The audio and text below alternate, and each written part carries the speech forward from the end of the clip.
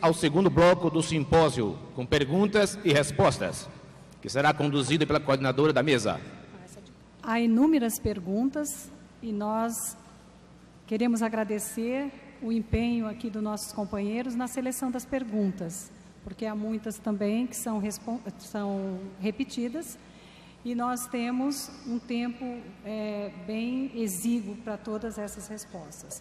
Nós vamos começar com a doutora Marlene e a pergunta é a seguinte: em face da afirmativa dos espíritos sobre os mundos transitórios, é correto afirmar de que no período da transição do espírito da fase animal para a fase humana, isto se dá em outro planeta, ou seja, fora da Terra? Por 2 vezes, o mestre Kardec analisa essa questão e sempre da mesma maneira. Os espíritos dizem que se dá nos mundos laboratórios ou nos mundos onde a vida ainda não se iniciou. Em A Gênese, Kardec confirma, dizendo que durante algum tempo esses mundos agem como laboratórios, onde há grande transformação, provavelmente perispiritual, que vai permitir à criatura humana de realizar finalmente o seu verdadeiro destino através da intelectualidade trabalhada com o livre-arbítrio. Ao doutor Décio, o senhor disse que a reencarnação começa na fecundação, zigoto. Como fica o espírito do embrião congelado? Fica encarnado. A gente não se dá conta disso, né? Quanto tempo ele vai ficar encarnado? Vamos supor que esse embrião fique 100 anos. Não vai ficar, né? Porque custa dinheiro ficar congelado. Então, o que são 100 anos? Não é? A gente analisa essa questão por uma visão muito materialista. E outra coisa também, né? A doutora Marlene já falou isso. Ele não vai ficar lá dentro da geladeira com um cachecolzinho tremendo. Não é? Se for necessário para ele estar torporoso, ele vai estar. Joana de Ângeles, através da psicografia do Divaldo, conta isso. Muitas vezes espíritos que estão perseguidos e obsediados, eles são colocados numa situação como essa, por exemplo, para que os seus obsessores se encarnem e ele se livre dos obsessores. Então, nós temos uma mania, nós espíritas, de querer explicar tudo que a gente vê pelo pouco que a gente sabe, não é? Então, eu acho que a gente tem...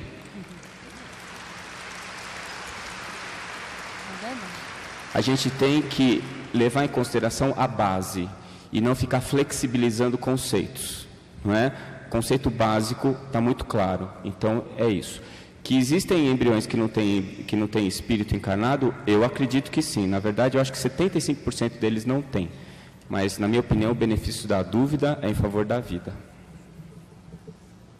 Para a Sueli, não seria um pouco de contradição o espírito estar tão ligado ao dia a dia do mundo material, quando, em tese, deveria estar mais ocupado com o seu progresso espiritual, agora no plano espiritual? Bem, nós temos que considerar que a pessoa no seu dia a dia, ela pode estar perfeitamente numa vivência que denote a sua preocupação quanto a esse processo evolutivo. A doutrina espírita nos tem possibilitado a compreensão da necessidade de nós nos melhorarmos. Se entendi bem a pergunta, a pessoa está dizendo... se agora no mundo espiritual aqui, que eu não estou entendendo muito bem, talvez a pergunta não esteja explicando para mim a questão tão claramente. Mas, se é no mundo dos encarnados, como a primeira parte da pergunta apresenta, às vezes as pessoas dizem assim, há muita dificuldade quando nós aprendemos todo esse lado da necessidade da nossa própria espiritualização e colocar isso em prática no dia a dia. Mas isso é todo um processo também que vai sendo vivenciado gradualmente. É a nossa luta interior para melhorarmos o nosso mundo íntimo e corrigirmos as nossas imperfeições. Para Marlene, após a passagem da humanização em mundos transitórios, o espírito humanizado traz tendências ou experiências adquiridas enquanto princípio inteligente de um animal irracional?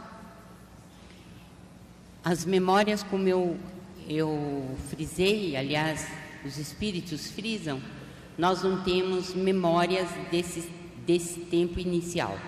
Elas estão guardadas, mas não há necessidade de vir à tona. O que acontece é que, quando o espírito inicia sua função hominal, quando ele desperta como homem, quer dizer, como ser humano, ele é simples e ignorante. Todos têm a mesma oportunidade. Não há, naquele momento, algo que diga, vai pesar mais a balança para a direita ou para a esquerda. Este é um instante dos simples e ignorantes, aos quais se referem os espíritos no início daquela escala espírita à qual eu me referi. Então, quando os espíritos perguntam, o espírito então passou pela fieira do mal? Quando Allan Kardec pergunta isso, os espíritos dizem, pela fieira da ignorância. Quer dizer, todos nós iniciamos do mesmo ponto. E o que fizermos do nosso livre-arbítrio vai determinar a classe espiritual aonde nós estamos ancorados pelo nosso próprio livre-arbítrio. Ao Dr. Décio, essa pergunta foi pelo menos 6 questões semelhantes. Me explique a influência cosmológica na formação da personalidade. Eu fiz muita pressa para ninguém perguntar isso. Não foi ouvido. Olha, eu acredito que existe a influência cosmológica. E eu acho assim, eu não acredito em acaso. Eu acho, quando eu não sei nada de astrologia, mas quando eu leio sobre o meu signo, sobre o signo da minha esposa, dos meus filhos, eu vejo eles lá.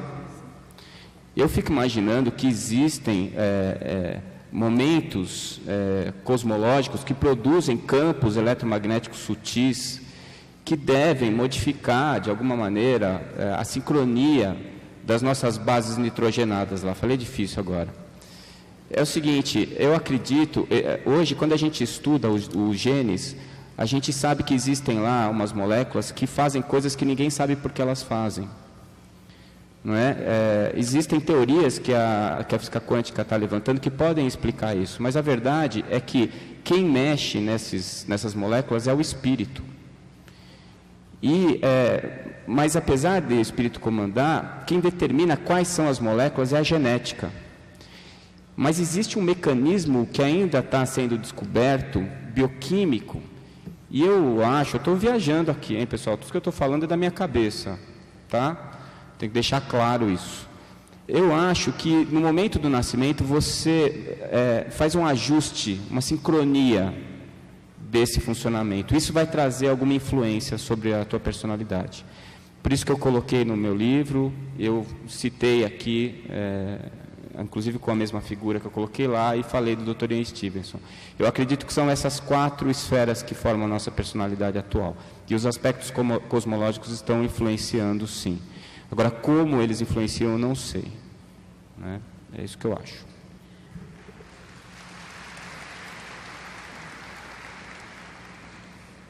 Para a Sueli, ao realizar uma desobsessão, pode ocorrer a desencarnação do obsediado? Sim, em certos casos muito graves. Isso está relatado especialmente no livro de Manuel Filomeno de Miranda, psicografado pelo Divaldo, Loucura e Obsessão, quando ele vai narrar ali, Manuel Filomeno, bem na parte final do livro, um caso em que o processo obsessivo, desobsessivo sendo realizado num processo muito grave, vai redundar, vai culminar na desencarnação da vítima.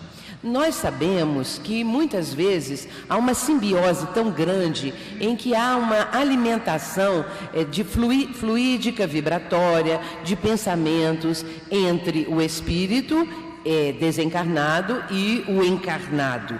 E isto pode fazer com que, se houver no processo de desobsessão o afastamento do obsessor, aquele que está sendo vitimado por esse processo obsessivo pode, por sentir a necessidade daqueles fluidos, dos pensamentos, daquela presença, culminar numa desencarnação. Nós vamos encontrar André Luiz examinando um processo obsessivo no livro No Mundo Maior. Só que este não vai culminar numa desencarnação do obsidiado dentro de um processo de desobsessão. Mas eu quero citar que neste processo, relatado por André Luiz Calderaro, que é o instrutor espiritual de André Luiz, e o está levando a examinar um doente no hospital que estava sendo influenciado por um espírito obsessor, e ele já estava em fase terminal, esse obsidiado.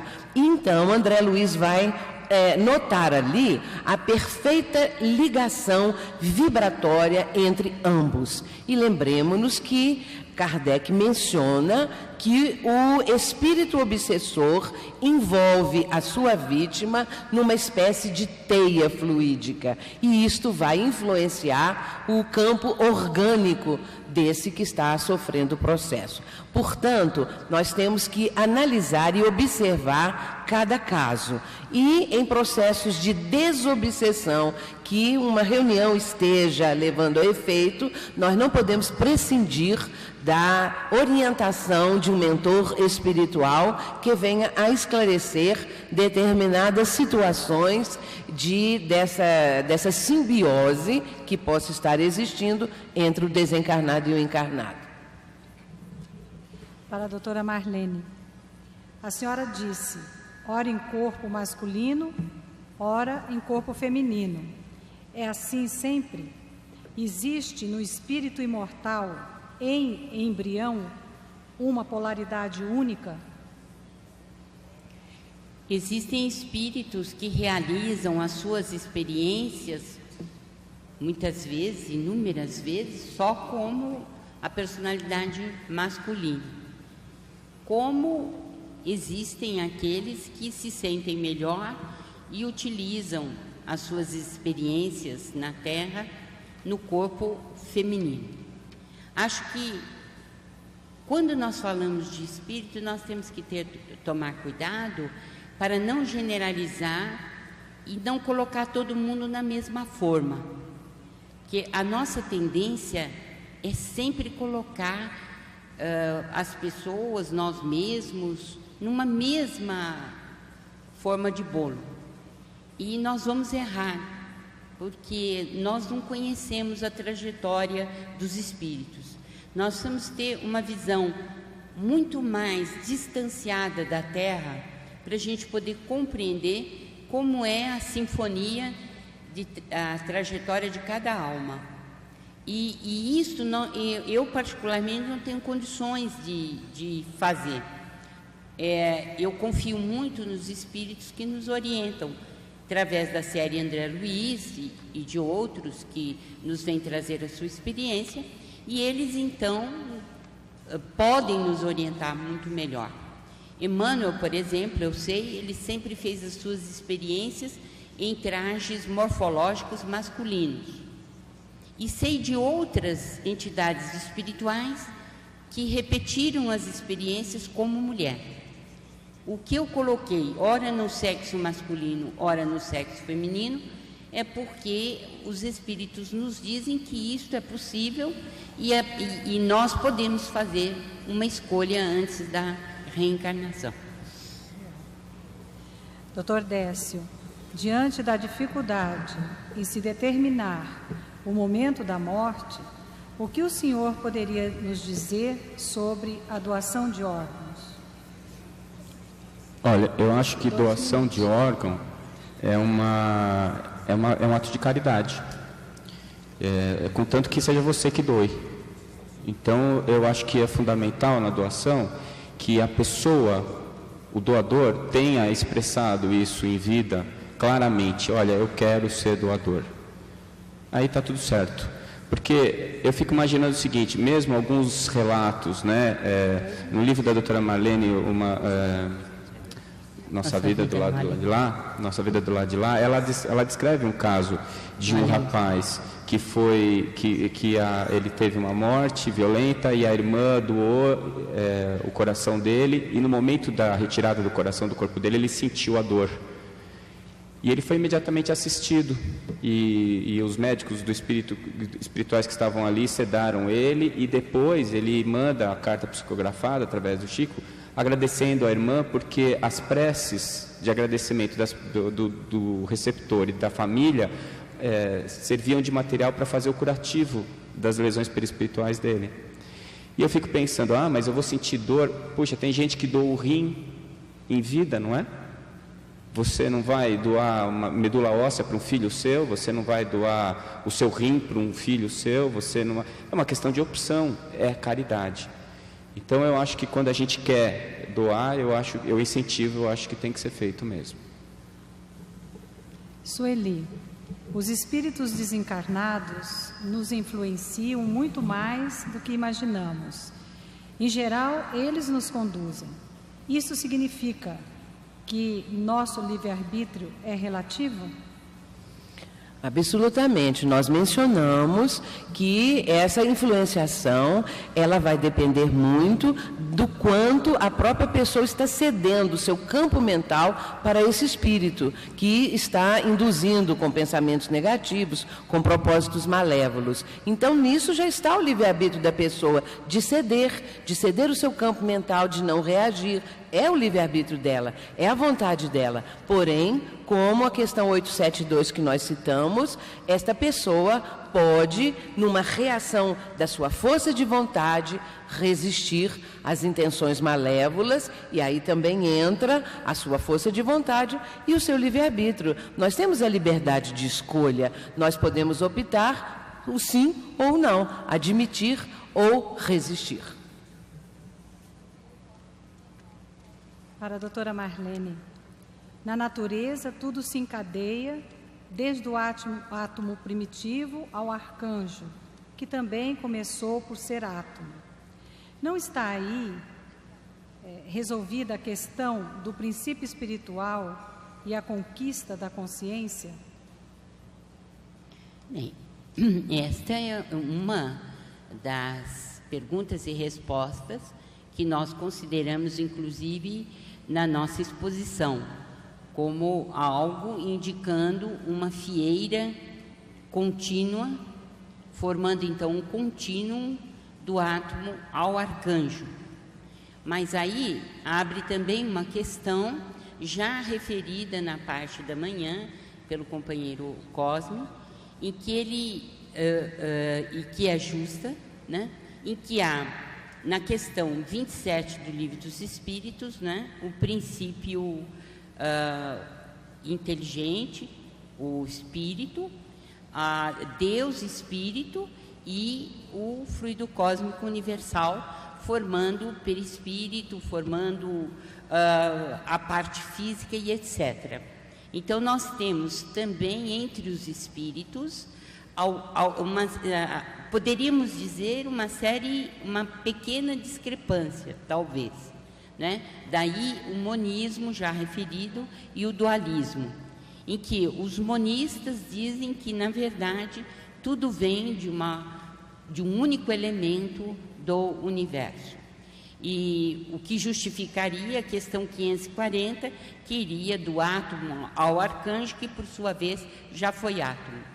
Mas essa pergunta também, ela deixa entrever que nós podemos continuar aceitando a questão 27, que fala em Deus, Espírito e princípio cósmico universal.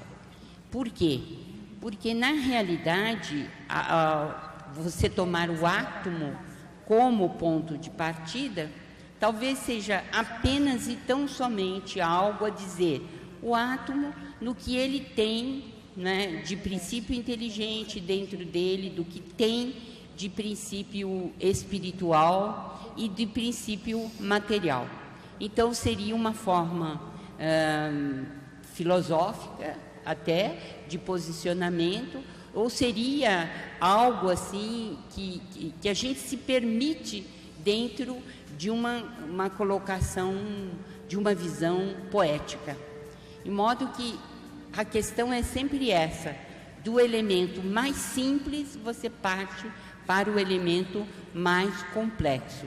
E segundo a questão 27, repetindo, nós temos 3 elementos constitutivos do universo. É isso que nós temos. No entanto, como também os companheiros já propuseram hoje de manhã, nós temos de continuar estudando, e a própria ciência vai nos revelar muito mais coisas do que sabemos hoje.